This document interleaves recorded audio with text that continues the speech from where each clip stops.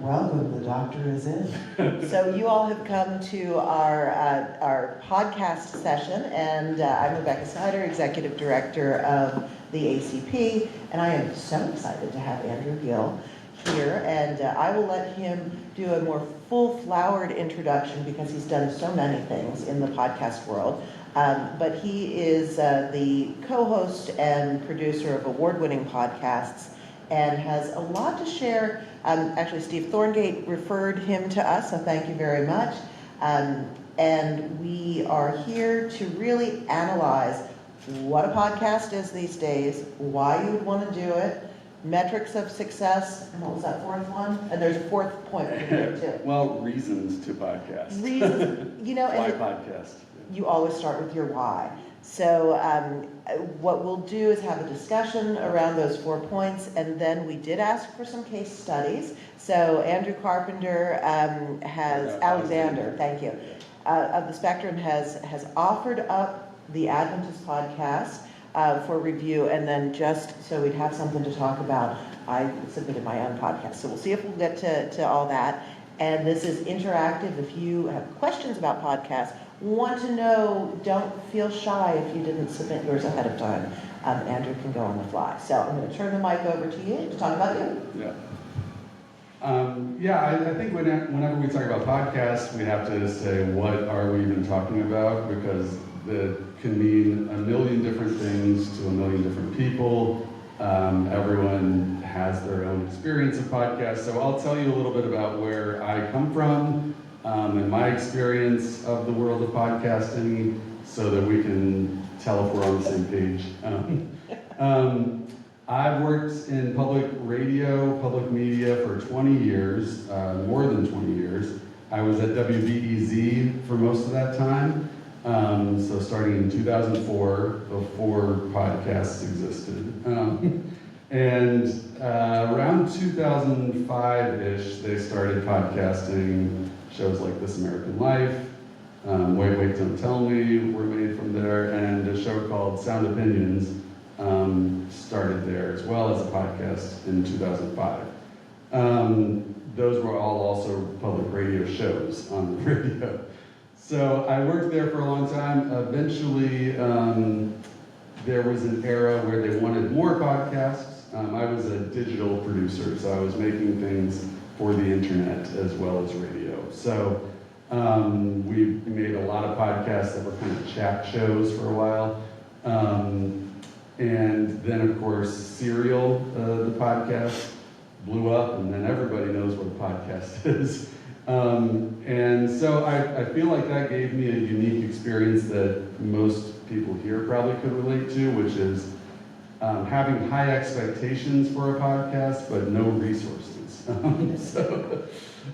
So I was in the same organization with the most successful podcasts in the world, and I was asked to also make podcasts, but given very little resources other than my time, to make them. And so it was a very frustrating experience to sort of be compared to these best case scenarios when you weren't, playing with the same deck as they were, if you will. So I feel like I can empathize with people at small publications because of that. And it kind of made me extra scrappy in the way that I approach things. So after that, I worked in digital production and things, and then 2018, I started working for Sound Opinions, the show I mentioned before that had been at WBEZ since 2005.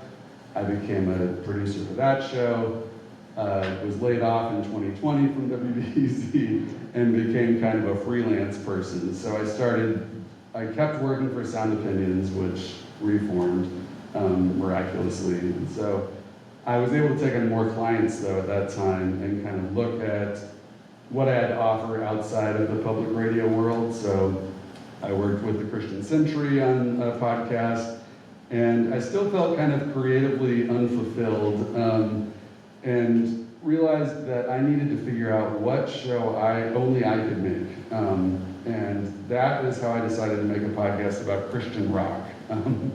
And So what do only you know about Christian rock? I feel like that's the big elephant in the room here. Well, I grew up in only allowed to listen to Christian rock. My father and grandfather were United Methodist ministers. I went to Wheaton College, and I worked on Sound Opinions, which was a music journalism show with music critics Jim DeRogatis and Greg Kot are the hosts of that. It's nationally distributed on the radio as well as podcasts. So, Okay.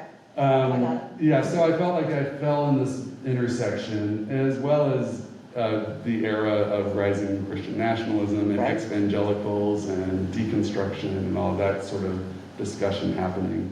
I didn't see people talking about Christian music in the same rigorous way that they do about general market music. Right. I would tell people we would do, 5 episodes about the Velvet Underground, the Rolling Stones, Bob Dylan, but nobody knew who, Larry Norman was, or any of the, this big industry that had been around, or Andre Crouch, or all these, names that were very significant to millions of people. And I saw their history kind of being, lost to time in a way, as well as the other side of it was that there was a lot of hagiography happening. Amy Grant and Michael W. Smith were producing documentaries. There was a movie called The Jesus Music that I watched that really incensed me. It was very whitewashed and made me really want to tell a more nuanced accounting of that instead of just boy, things were great. Right. Well, so that really gets into that why have a podcast. So part of it is like, what can only I do? But can you talk a little bit about those whys? Yeah. So I wanted to make this podcast kind of to show my professional skills too, just to be able to have a calling card. Yeah. Because even working at WBEZ, not on This American Life or Serial, I wasn't kind of given the space to do an ambitious project like that. And so that's why I said, well, I'll have to give myself that job. So I started that, and I applied for a grant through PRX and won the grant. So I wound up getting a production team to produce that. So we were able to produce it with, editors and a mixer and a composer and have, a project manager that wasn't all just me doing all those things. Well, and it strikes me just a little bit that when you went into this podcast about Christian music, like you knew why you wanted to do it. It had a specific purpose and a timeline too. So, if we're going back to 2020, huge change in the world, you had a lot of forethought because right now, yes, you need to be doing all these things now anyway, but setting yourself up as an independent business, needing a calling card, needing this is the first step in your portfolio, so you don't need it to be a 5-year podcast. Can you talk a little bit more about some of the ways as it relates to that why that you create the structure of what you're trying to do? Yeah. I think for Rock That Doesn't Roll, that's the name of the Christian rock podcast, I was trying to do the highest production value I could possibly muster. And, anybody knows, if you're working as hard as you can't do that all the time. Right. You will run out of steam. And so that, a lot of the structure around it became dictated by the grant I won. So that grant dictated that we did 2 seasons, that we had to have at least 6 episodes each season, and that they needed to be released on this schedule. So that left my control, once I got the grant. So, but having something that's very highly produced, that's very good, it's still not. I don't think it was perfectly what I imagined it to be, but it was, it got most of the way there. And that will stand as a marker to say this is what can be done. However, it also doesn't have enough time to gather a big audience to. Right. Okay. So that's the hard thing. I mean, that gets to metrics of success, right? Mhm. So that's something we can We're talk leaking about all later. over our Yeah, why. yeah. We're So, all right, over. let's focus on our why. And so for people, actually, just a show of hands, who has a podcast right now in the room? One, Two? two. Don't be shy.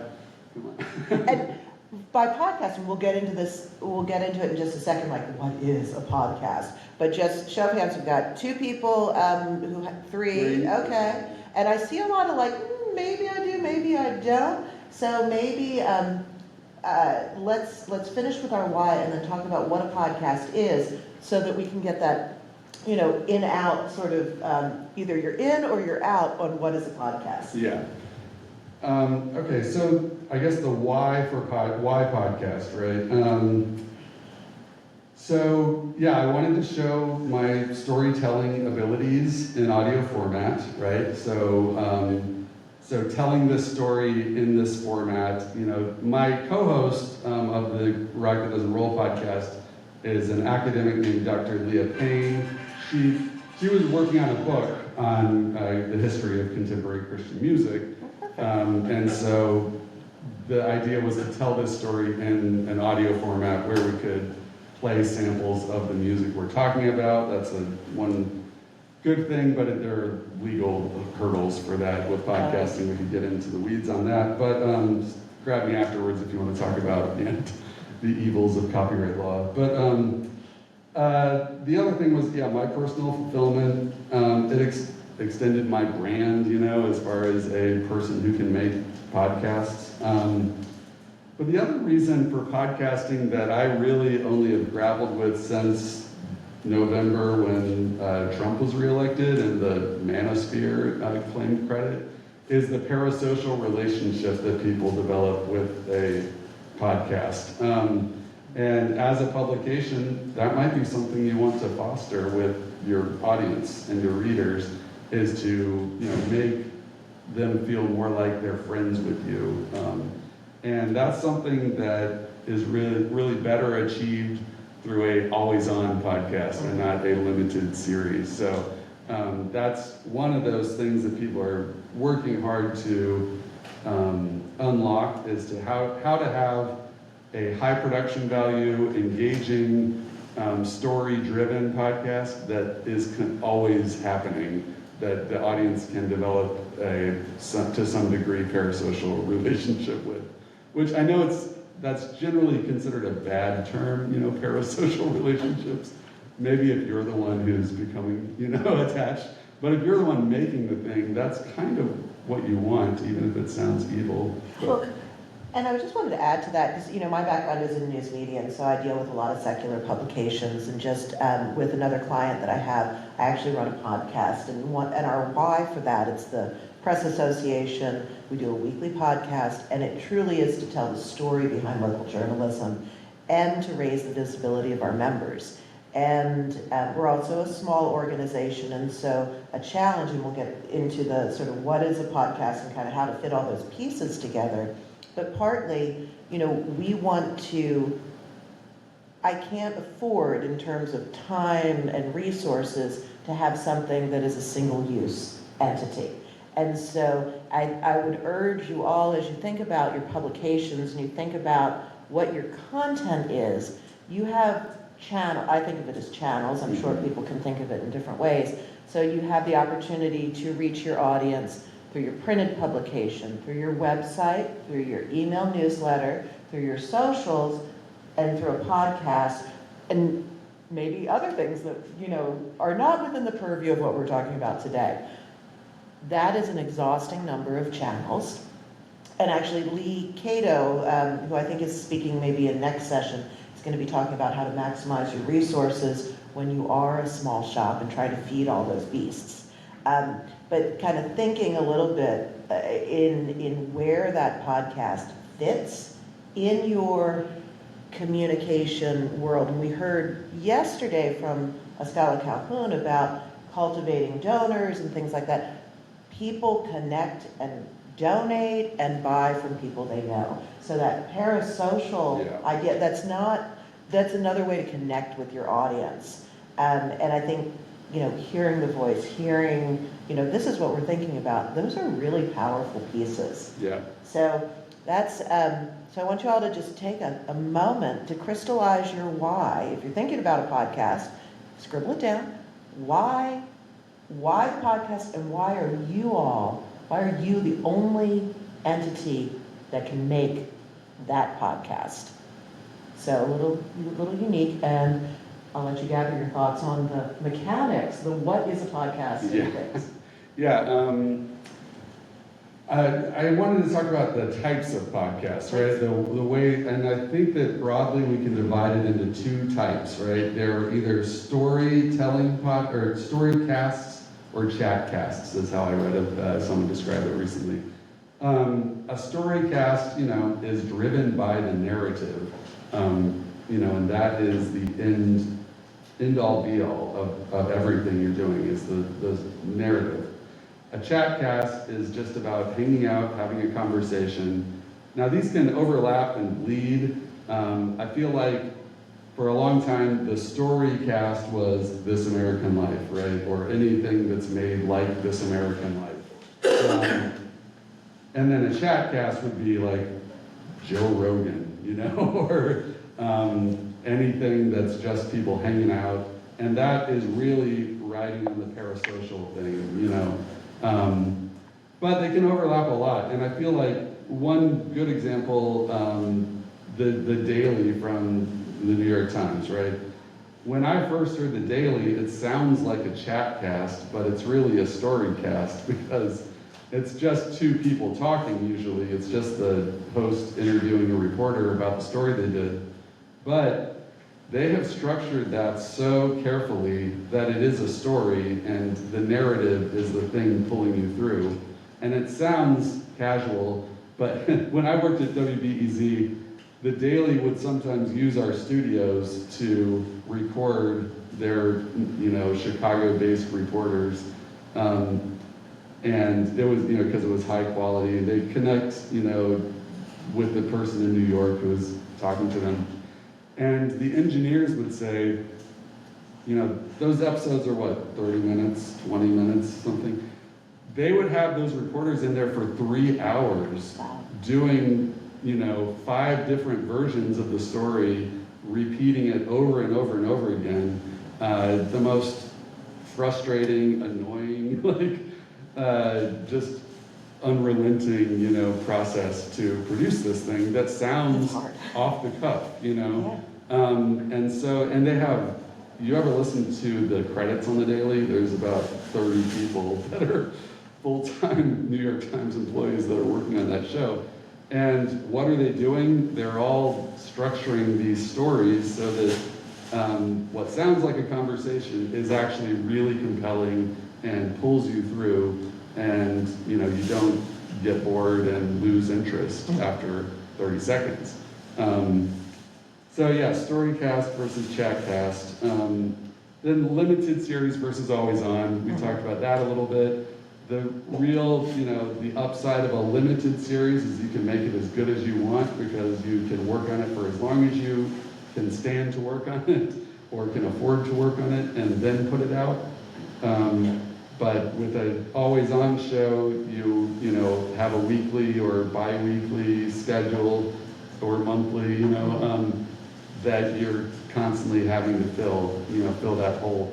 I just have a question there. If your aim is to build that sort of parasocial relationship, is there a sweet spot? I mean, I've always heard you have, consistency is key. If you're going to be, and weekly is ideal. Yeah. But I'm also thinking, nobody has 30 people to be able to produce something like The Daily. Yeah. So, how do you, what's a sweet spot for someone who's other duties as assigned for a podcast? Okay. I would say before you launch your podcast, stockpile, as many episodes as you can. But when we did Rocket Doesn't Roll, PRX suggested that we release it bi-weekly, so it would be every other week. because we only had 6 and 8 episodes in each of those seasons. What we found was that by the second season, we weren't building audience. It was a stable audience, but new people weren't finding the show. It was just sort of stagnant.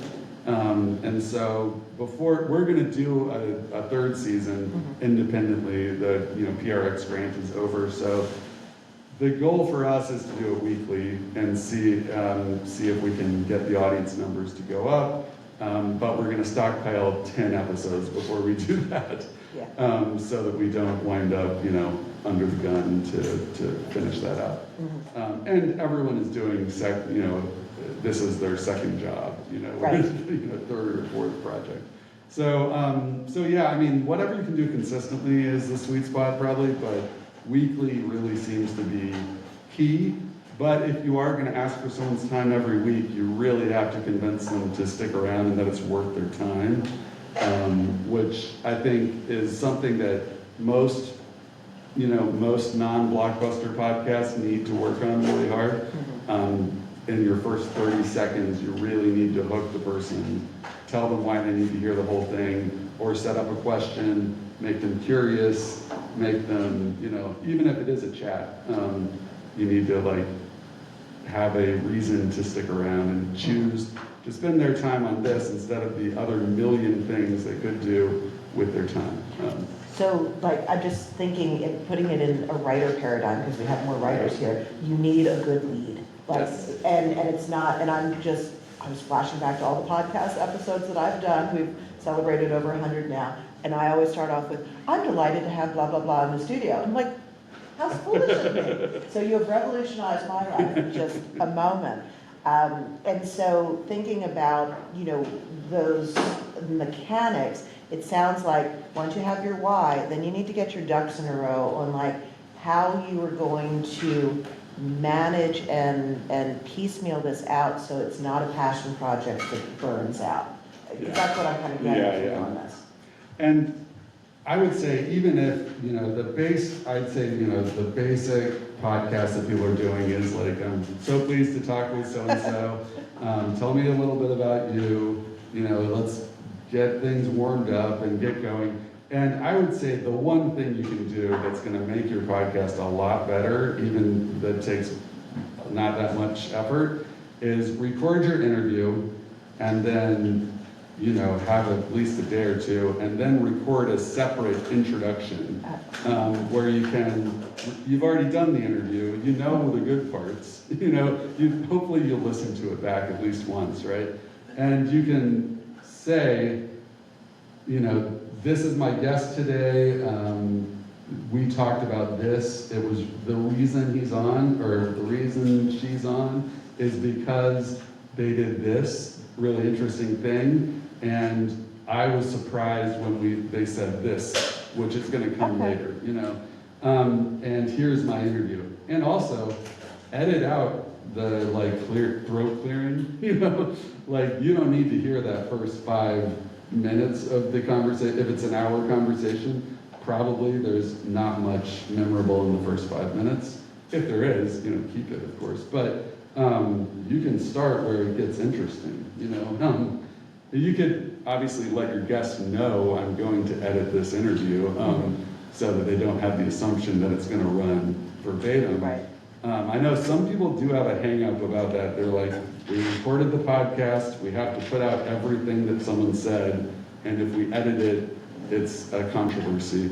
Well, but also thinking, just going back to that writing paradigm, you edit all of your articles. Exactly. And so this is another channel in which you can edit.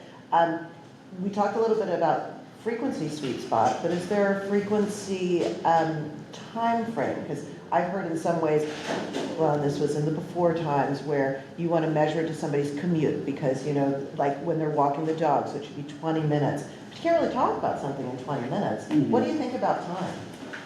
Yeah, I mean, I think all assumptions about length of podcasts have been blown out of the water with people like Joe Rogan talking for 3 hours every day. So you really have to kind of divide those into separate categories, When you've got a 3-hour podcast, that's a parasocial relationship. That's not that's not a magazine story or a profile of somebody. So, I mean, I still think, 45 minutes and less is probably good, but, and, it kind of respects your audience's time if you do that. Occasionally you can go longer, yeah. What about, you mentioned audio, what about video? Right, yeah, video, yeah, that's the thing, is like definitions of podcasts don't even just mean audio. Video podcasts, it's a similar thing because Joe Rogan is a big video podcaster too, and that's an area I don't have a lot of expertise in. I would say if it's a chat, I'd still say be under 45 minutes, but people watch 4-hour-long Twitch streams all the time, so what do I know? Well, and I think actually for the video cast as well, I think it also relates into the marketing. Like I do my podcast as both a vodcast and a podcast, simply so we can pull the social reels. And we use Riverside, which is a platform that's uniquely suited to do that with a little splash of AI. It can like pull your reels for you.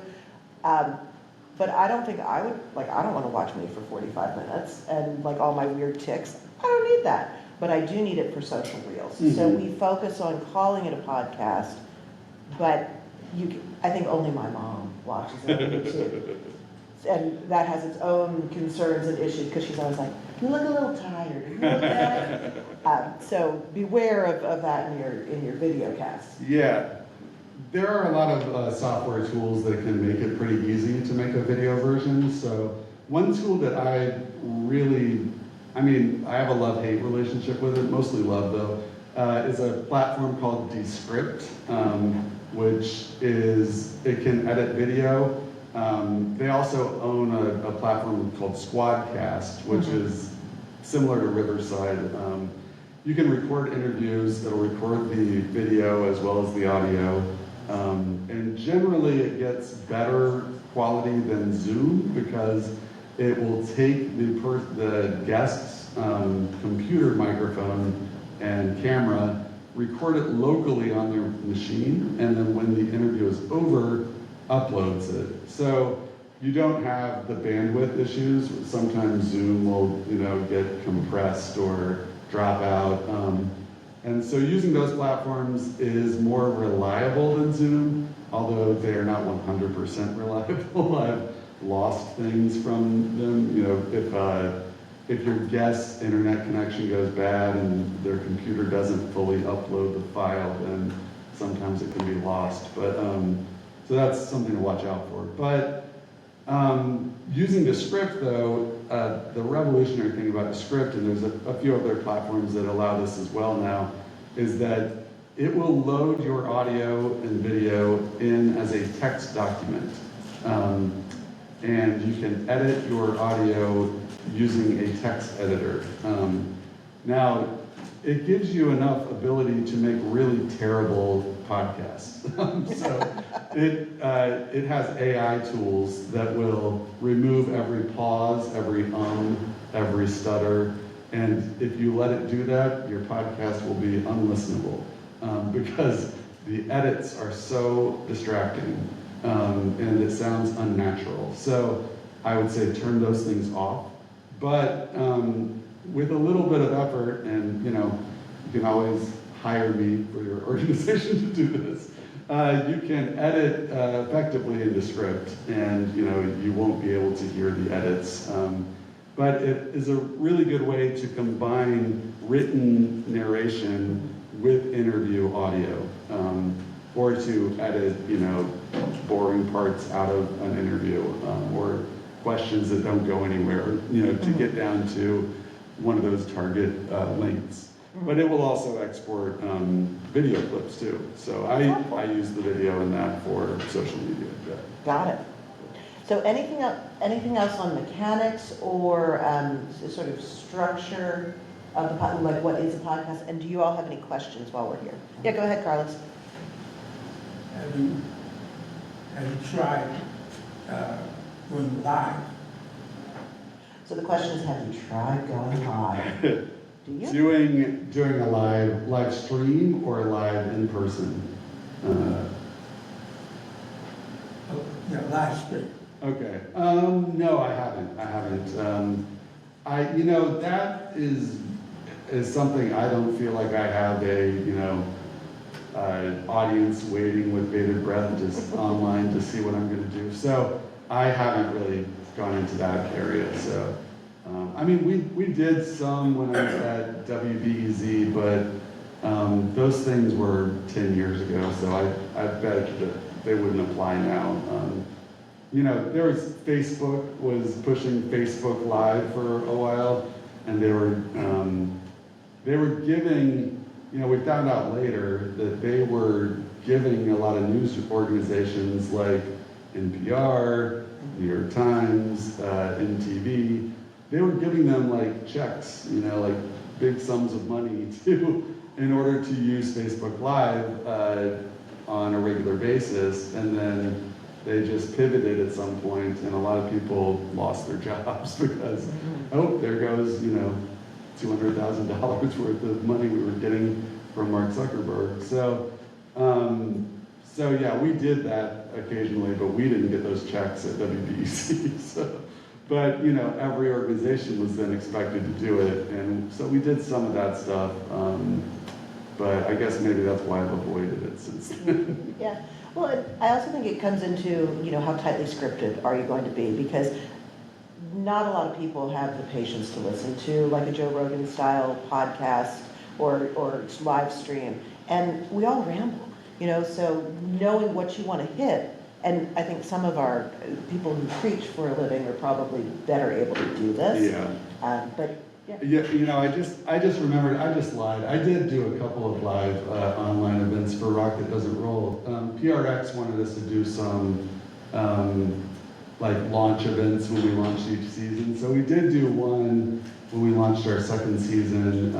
We had a guest, and we welcomed people. We had a guest who was kind of supposed to be like a therapist for the saxophone player from Five Iron Frenzy, if anyone's a Christian ska fan. Anyways, Specific. yeah, she's a women's prison chaplain now. So interesting. Anyways, we walked, and that was mixed success, because it was kind of a lot of effort, and we got 10 or 15 people, and I don't know. We had to do it though because PRX and our grant, we were the grantors, and they required it, so we did it. So. Well, so actually, I just want to close up our mechanics piece and then move on to measures of success. Because when you were talking about the live stream only bringing you 10 to 15 listeners, what did success look like for you, and what would you recommend are the KPIs or the measures that you would put in place for others? Yeah, with Rock That Doesn't Roll, it was strange because we were part of a cohort of podcasts that all got this grant. There were 4 of us, and we were getting more listeners than the other podcasts. I don't know the exact numbers for all 4 of our podcasts, but we would be told that, your show's doing the best. But then PRX would also tell us, your show's not reached a level that's monetizable, So we got the grant money, but we never, sold ads or, did much else. We did start a Patreon, and so we have 50 Patreon supporters. And so it's at that level where there's a lot of people that want to hear it, but there's not enough people that are paying to keep producing it at the level it was. What's that level for you for the break even on the rock and roll? Yeah, well, it's strange because PRX just paid for all the expenses while we were doing it. So they paid the editors, they paid, but in order to... But you have a 3rd season, so what's going to be the break even on that? Yeah, I think that I'm doing a lot of the production myself now, and it will be more of a labor of love kind of thing. I'm going to be less less intensive on the edit. It'll be more like a daily kind of episode where it's one conversation. I put in music, and then we do intros to Got it. it. So it'll be easier for me to produce. So I'll feel compensated by making less. But I'll get personal fulfillment out of it. And I think that if we can, increase our audience to a certain, I don't know, if it gets up by 10% or whatever, and if we increase the number of people joining us on Patreon, then I'll feel like it's worth still going and continuing to make new episodes. But So it feels like just in that metric of success, monetizing it is probably not, like if you're doing a podcast to make money, sounds like you'll be sorely disappointed because not many podcasts make money. And the ways that you can do that are to, have a big donor like PRX do it, Patreon subscribers, potentially advertising, but I think your audience numbers need to be really up there. So can you talk about like what those levels might be? Yeah, it was interesting. I went to the AAR conference this past fall because Rugby Doesn't Roll won an award there, so they brought me out, and I went to a podcasting session like this there, and it was all academics, and they're all college professors, and they're all saying, if you're not going to get more than 500 people or 500 listens per episode, and we got a lot more than that, but They were like, pack it up? they were kind of like, don't ever expect to make money, but I think from PRX's info, you would need to get like 10,000 listens an episode, Oh, wow. to actually, have them sell ads. Now there's other platforms that will do the equivalent of like the Google ads on a website, Oh, the programmatics. The programmatics, yeah. And you can make some money off of that, even if you don't hit a high threshold, but it's on a CPM basis, and so it's, what is it, $20 per 1,000 listens, that kind of thing. Yeah, so it is small. Yeah, it's tough to, make serious money in that way.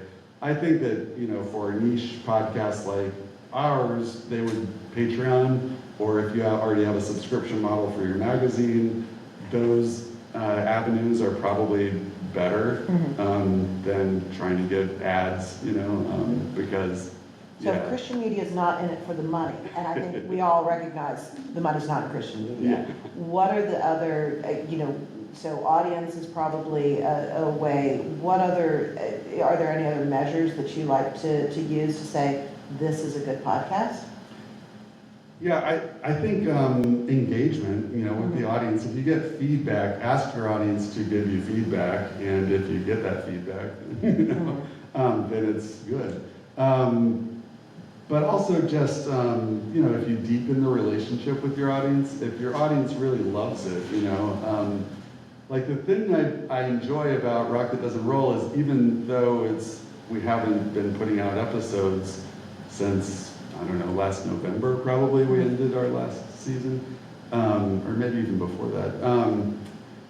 I still have people come up to me and they say, oh, I finally caught up, and then I had to send it to this one friend who was really into Christian rock, and now they are absolutely obsessed, So if people if you hear from people that someone out there loves what you're doing, that's, a measure of success. But also just, you could get grants, like what I did with PRX. That was funded by the John Templeton Foundation. I know the Henry Luce Foundation funds podcasts. There's a number of places, there used to be more federal things until,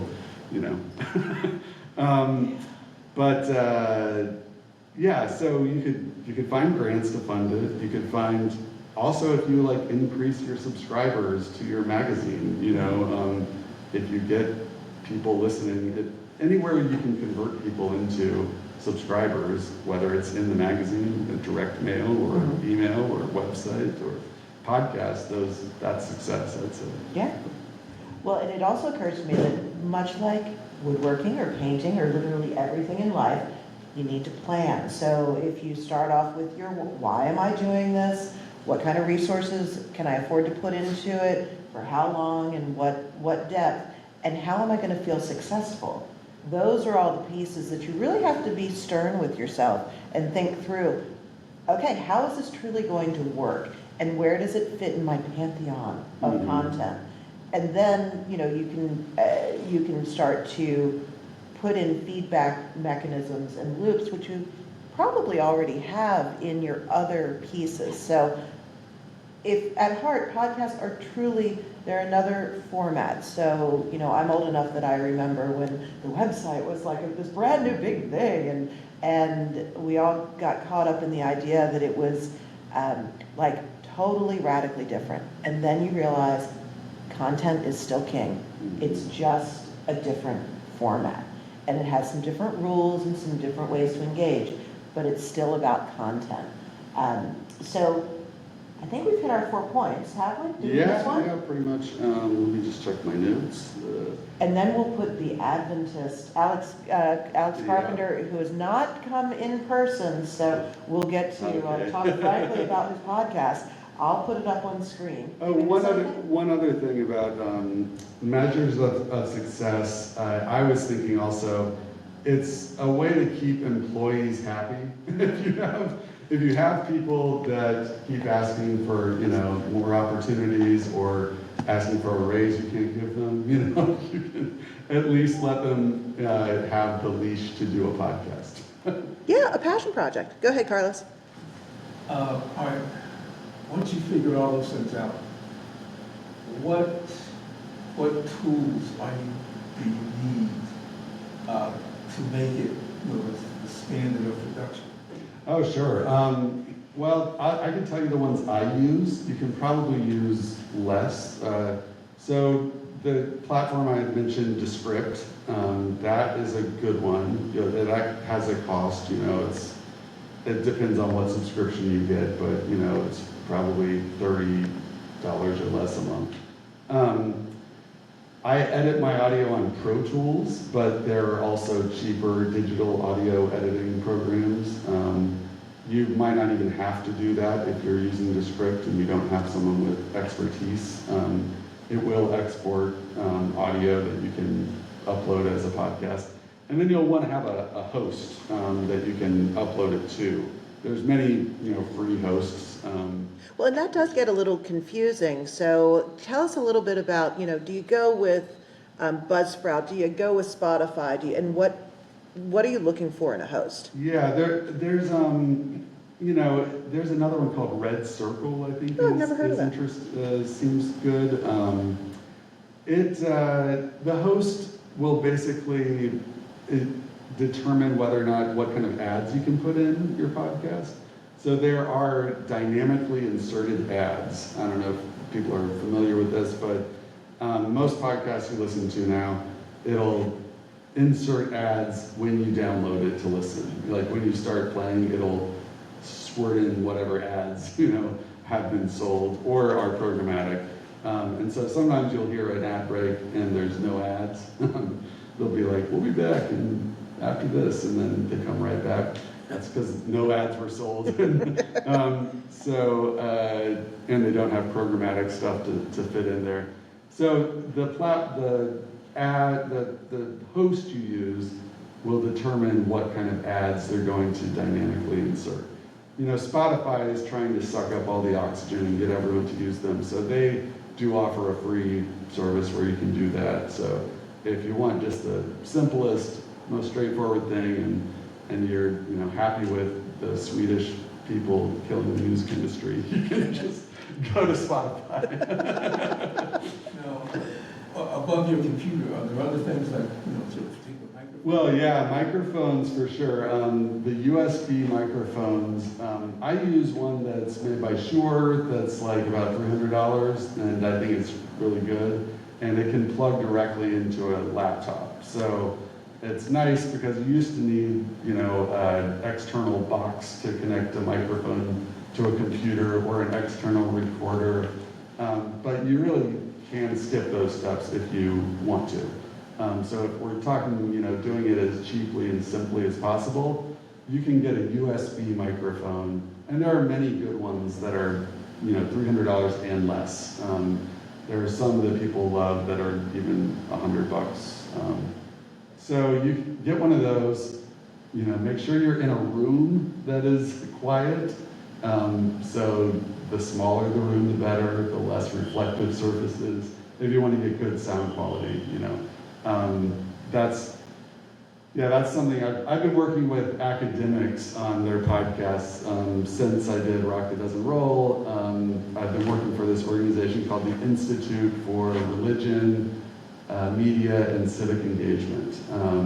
And so they take academics who have basically written a book on a topic, and then they help them make a podcast about that topic, like a 4 to 6 episode thing. So they were doing it well, but I thought their narratives could use some help. So I'm kind of a story editor for them. So I come in and help the academics to rewrite their scripts to be more engaging and more compelling narratively.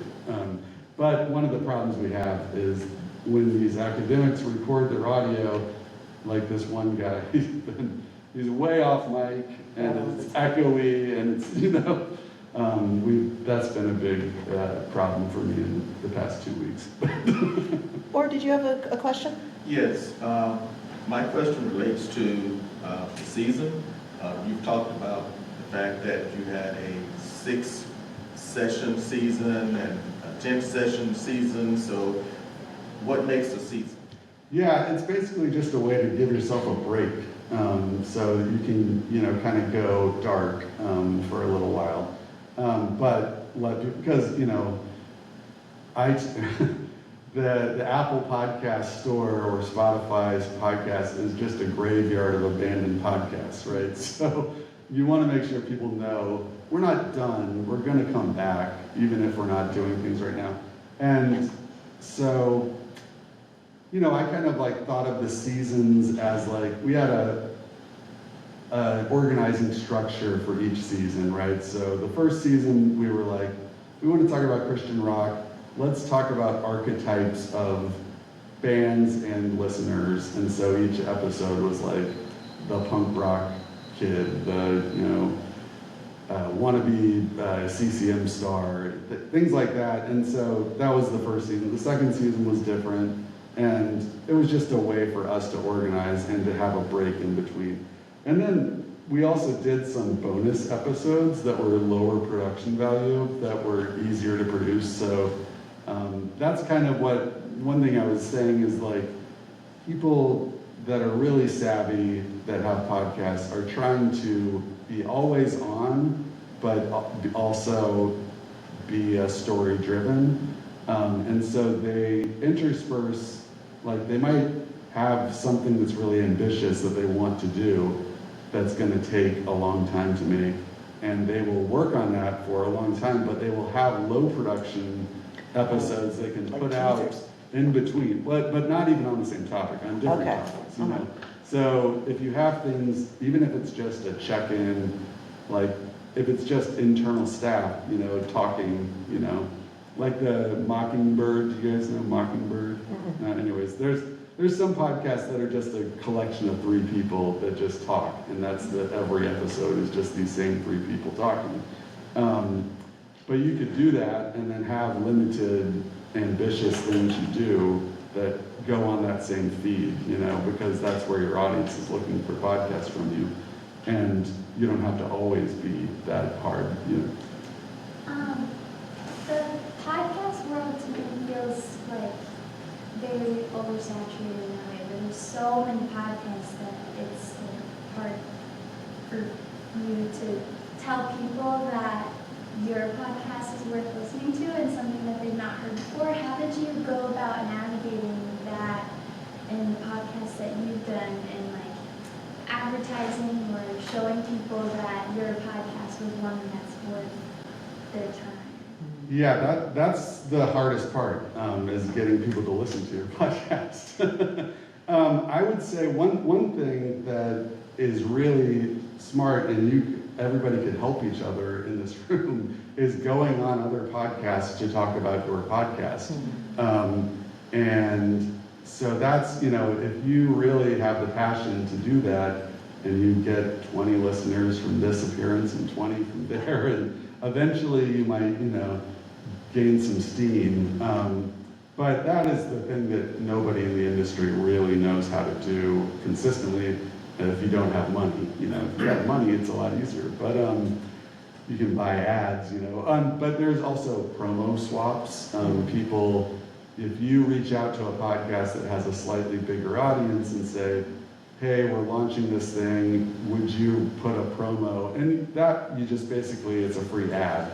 And then you tell them, I will put a free ad for your podcast on my show, and no money exchanges hands. But you can, usually people count the downloads. They say, we'll leave it running for, 1,000 downloads or 10,000 downloads or whatever. And you'll both swap that. And then that's a way to get people to know about your show. But also, I can't reiterate enough, you need to tell the audience at the beginning of every episode why they need to keep listening and get them curious, get them engaged, and even, just that small tip of listening to your interview, find the most interesting things. You could even take a clip from that most interesting part, play that first, then talk about, who the guest is, then go into the interview and, edit it to be shorter and more interesting. Yeah. And I would add to that, so we'll go to you in the back and then you, Steve, but I just wanted to close the loop on another way to slowly build your audience. If you're in an interview style podcast, make sure that you are tagging the person that you are interviewing. For our own podcast, we use Monday.com as a project management software and have built some automations in so that when our episode drops on Wednesday, it sends an email with all of the links and all the tags to the interviewee so that they can share it. And honestly, our biggest shares have come from, we have someone who's really invested in getting the word out about their own topic. Yeah. And because our Press Association podcast is really more related to raising the visibility of a topic or an entity, we allow them to use all the content that they have, like say, here, you can have the raw materials, you do whatever you want, and it allows us to have our guests be a little bit more invested. And just social media, Always social media. Like if you're putting, I hate doing social media, but if you're posting a little video clip on Instagram, you can ask them to be a collaborator, if they have a bigger audience than you, that can help, Yeah. Okay, so in the back, what was your question? Coming from the understanding that podcast is, or podcast underscores niches, like my niche and stuff like that. I'm in a church and there are lots of talents and lots of ministries in the church. Would you advise that I have separate podcasts for different aspects of ministries in the church, or have one podcast that showcases all these ministries in the church? Okay, so the question is really, how granular do you go? Do you have something for every program, or do you have one that includes everything? What do you think? I would say, well, first, from an audience building perspective, that's the hardest thing, like we were just saying. So if you can have one feed that all these things go into, that will make your life a lot easier to, find. You don't have to find an audience, so it could be, 20 people for this feed, 20 people, and then if you put it together, you've got, 100 people listening to one feed. But the other thing is, like, you want to think about what does your church want to present to the world? What is the top line branding you want to be doing? Is it this one particular ministry, or do you want to, bring everyone together into one feed? I would say probably one place. But like, for every publication too, think about that, like, what are you putting on the cover of your magazine or, print media? Make your podcast reflect that in some way if you can. Yeah. Well, and it also occurs to me, like in a very mission-driven organization, so like your church, maybe it's like God's love shows up in really diverse ways. And you need something, sort of some bucket to put all those programs in so that they stay coherent. And then you could, you could brand them differently. Like in my own podcast for the Press Association, we also have a full-service marketing agency that's a part of that. We're not having a second podcast just on marketing, although those episodes do draw a lot better than some of our hardcore journalism topics. So what we've done is just brand one, I think it's the fourth Wednesday of the month, is the Marketing Pros podcast. And it has a different badge, so it's still all of our branding. We just changed the color. And so that was our solution to highlight a certain program that we have without creating a whole separate stream. Because it is a lot of work, even on like the mechanical administrative part. So just that. And Steve, what was your question? I was just going to follow up briefly on Emma's question about saturation. I remember years ago when I was on the board here at ACP, we were talking, I don't think we actually did this, we were talking about a workshop on the question of why should I start a blog? And maybe it was 2012, 2013, and I think the answer we determined was you shouldn't. You're too late, and I wonder, or rather you shouldn't unless you keep your expectations very, very modest, right? And is that where podcasting is at this point? Or are we not there yet? Well, that's a great question. Oh no, we're there. Yeah. We're past there. For our So live is stream, it you received- much harder than it used to be to get big? Yeah. Don't expect your podcast to blow up. Yeah. Think there'll never be another Daily or Serial or Joe Rogan? Like, is it too late? Well, I mean, if you invested the amount of money that was This is more about invested money, for those right? places, Yeah, right. but it's even harder, now. So, yeah, I think even with big budgets, it's really hard to get a podcast to break through. But I think, that's why you have to have these other whys, the other motivations for doing it. It is, fairly easy and, Right. it's easier to produce than it has been ever in history. You can easily make a, mediocre podcast. But that's why I think, you should really think about, like, what is it that I can do that no one else can do, There's so many different uses for podcasts. That's why my experience is not, the only experience that matters. There's so many different niches of podcasting that, I'm completely unaware of, So, there's as many, I think every person could have a podcast and they could be worthwhile, but I just probably don't have the time for most of them, Okay, two questions. One, how important is a co-host? And secondly, if podcasts are on the downtrend now, what is on the horizon? I don't even want to think about what's on the horizon. It's just a, dystopian AI hellscape. Always the peppy one. But no, I think, they might be on the downtrend, but I think they're more ubiquitous than ever, what was the beginning of your question? How important is a co-host? Oh, a co-host, that's right. A co-host, I think, can make someone who's not used to hosting a lot more comfortable, and it can make it a lot more natural.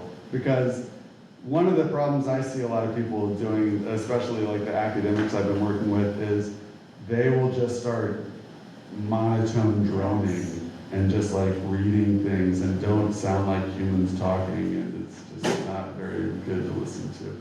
And if you have a co-host, you have a real person in the studio with you or on Zoom or whatever, and you're actually talking like you normally would talk. There are some people who can do solo podcasting really well, but it's not common, I'd say. Yeah. And I would think that, to have that interchange and you're getting more ideas and like it just feels more dynamic. And I think that's also the downside of a really scripted, highly scripted podcast is the people tend to monotone, and you want to be interesting to listen to. I am noting that it's 10:32. Oh, sure, we should go. And we have been chatterboxes, but this has been so very, very helpful. And I see Alexander Carpenter in the back. We didn't get to his podcast, but maybe he can pop up. I wanted to close out, because podcasting can be not treacherous seas, but perhaps some rocks thrown in the path. And there are people like you out there in the world who can help navigate. So as we close out, can you just briefly tell us what someone like Andrew Gill does for people who are thinking about a podcast? Sure. Yeah, I've been, like what I was saying about my work with IRMC, the Institute for Religion, Media, and Civic Engagement. They have a lot of people who have already been selected to do podcasts, and they have, the episodes they want to do, and I go through and I edit the scripts and basically take the long, multi-phrased, the sentences, the writing. Writing for audio, you need to write short sentences and sound conversational, So I basically help people to make it compelling and listenable and, sustainable. So that's the kind of stuff. And I have a lot of tools I use, and I can teach you how to use those tools and that kind of stuff. So, Okay. yeah, get in touch if you want. And that's andrewgill.biz, right? Leslie? Okay, just wanted to make sure. So we are now, I'm going to close our live stream. We're off to our break. We've got snacks in the back, and then we start up again at 10:45 for our last set of sessions. Andrew will be at least around for a cup of coffee, I hope, and then he has to scamper off. But thank you so much for joining us today. I can't wait to hear all of your podcasts. Thanks so much.